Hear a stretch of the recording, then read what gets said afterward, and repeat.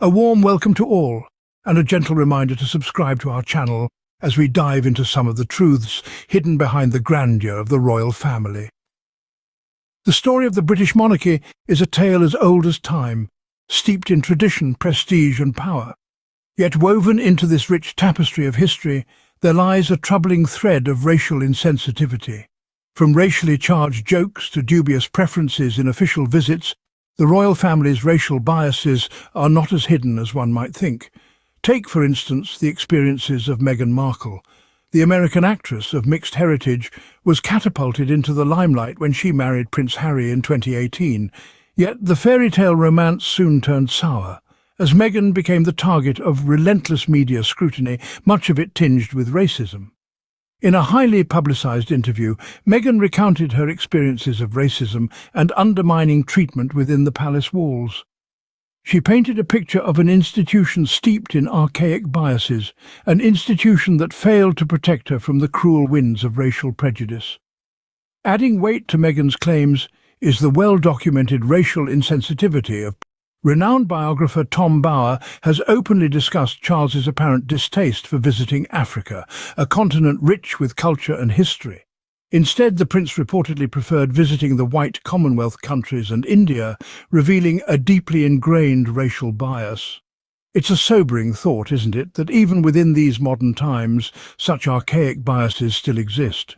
Behind the pomp and pageantry of the royal family, there seems to be an undercurrent of racial insensitivity that is hard to ignore. These revelations cast a shadow over the monarchy, raising important questions about its relevance and the urgent need for reform. As we delve deeper into this topic, remember that acknowledging these uncomfortable truths is the first step towards change.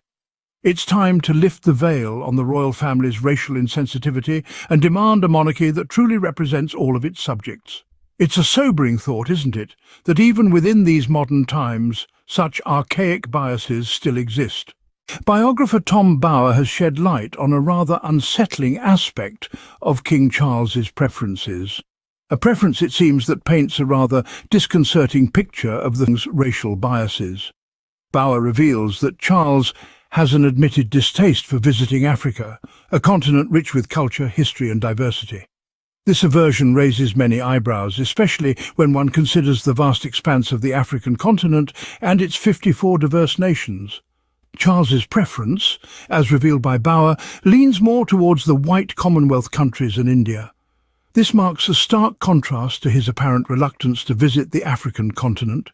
One might wonder, does the future king's preference mirror a broader racial bias within the monarchy? It's a question that merits serious contemplation, especially in the light of recent revelations and allegations. The Commonwealth, a political association of 54 member states, is primarily made up of countries that were formerly under British rule. It's an entity that prides itself on shared values of democracy, human rights, and the rule of law. Yet the future king's seeming preference for certain member states over others raises questions about the monarchy's commitment to these shared values. Moreover, it's not just about the king's travel preferences. This bias, if it exists, has far-reaching implications.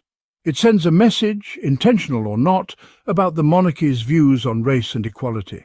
It could potentially undermine the very fabric of the Commonwealth, a body built on the principles of mutual respect and equality. It's a rather unsettling revelation indeed. The king's preferences, as simple as they may seem, could reflect a larger, more systemic issue within the monarchy. It highlights the need for introspection, for a reassessment of the values the monarchy holds dear, and it calls into question the monarchy's commitment to its diverse subjects, both within the United Kingdom and beyond. An unfortunate revelation indeed, casting the king in a less than favourable light. It's a light that may well illuminate the path towards much-needed change and reform within the monarchy. The Duchess of Sussex, Meghan Markle, has herself been a victim of these racial biases. The experiences that Meghan faced during her tenure as a senior royal are, unfortunately, a testament to the deep-seated racial prejudices that exist within the palace walls. Her claims of racism are not to be taken lightly, as they provide a first-hand account of the racial undercurrents that permeate the royal institution. These aren't distant historical prejudices, but rather contemporary issues that continue to tarnish the reputation of the monarchy. Meghan's allegations bring to light the uncomfortable reality that even in the 21st century, the monarchy struggles with racial inclusivity. Meghan's experiences weren't limited to overt acts of racism. They also included a multitude of subtle yet deeply damaging racially charged microaggressions. These incidents, though often dismissed or overlooked, carry a significant weight. They serve as constant reminders of her otherness, of her being different, of her not quite fitting the traditional mould of royalty. And it is these microaggressions that, over time, accumulate to create an environment of racial insensitivity and bias. It's important to note that Meghan wasn't merely an observer of these biases, she was their target. As a woman of colour in a predominantly white institution, she bore the brunt of these racial prejudices. And the toll it took on her mental health, as revealed in her candid interview with Oprah Winfrey, is a stark reminder of the human cost of such biases. It is a sad reflection on the institution that Meghan's tenure was marred by such experiences. Her story serves as a sobering reminder that the monarchy, like any other institution, is not immune to the scourge of racism. It underscores the pressing need for introspection, for understanding, and ultimately for change. The implications of these revelations are far-reaching and deeply concerning.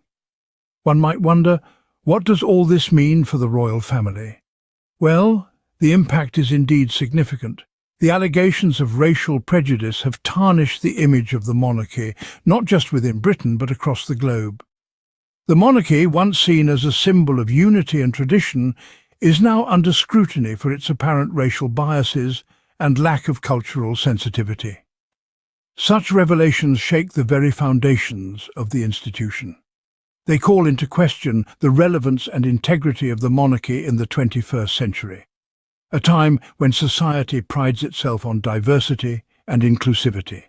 The royal family, an institution representing a multicultural nation, should mirror these values. The need for reform is no longer a matter of choice but a necessity. The monarchy must undertake a comprehensive overhaul of its attitudes and behaviours. It must make a concerted effort to eradicate the biases that have been so painfully illuminated. This starts with acknowledging the existence of these biases, something the royal family has yet to do convincingly. The reform should go beyond mere token gestures of diversity and inclusion. It must involve a genuine commitment to understanding and appreciating different cultures. The royal family must actively work to dispel the image of a monolithically white institution. This can be achieved by engaging with diverse communities, both within and outside Britain, and by promoting diversity within the palace walls. Moreover, the royal family should take steps to ensure that such instances of racial insensitivity are not repeated. This might involve sensitivity training for all members of the institution and a zero-tolerance policy for any form of racial prejudice. It is high time for change, for the royal family to step out from the shadow of these prejudices. As we conclude our discussion today, let's take a moment to reflect upon the main points covered. The British royal family, an institution that has existed for centuries, seems to be marred by racial insensitivity, as evidenced by the experiences shared by Meghan Markle. Her first-hand accounts of racism, combined with the long-standing racial biases demonstrated by Prince, provide a troubling picture of the monarchy's attitudes towards race. Charles's well-documented preference for visiting white Commonwealth countries and India over Africa, as revealed by biographer Tom BOWER, is indicative of a broader racial bias within the family. This bias, whether conscious or unconscious, is a stark reminder of the deep-seated prejudices that persist within such an influential institution. The experiences of Meghan Markle, a woman of colour who became a senior royal, further underscore this issue. Her accounts of racism, undermining treatment and racially charged microaggressions during her tenure with the royal family serve as a poignant testament to the urgent need for change within the monarchy. In light of these revelations, it becomes clear that the royal family, as an institution, must take significant steps towards racial equality and cultural awareness. It's not a matter of merely acknowledging these biases, but of actively working to dismantle them. The monarchy, with its global influence and historical significance, has a unique opportunity to set a powerful example for other institutions worldwide. The path towards racial equality is undoubtedly a challenging one, filled with introspection, unlearning and relearning, but it is a path well worth embarking upon. For the royal family, this journey could serve as a pivotal turning point, transforming an age-old institution into a beacon of progress, inclusivity, and cultural awareness.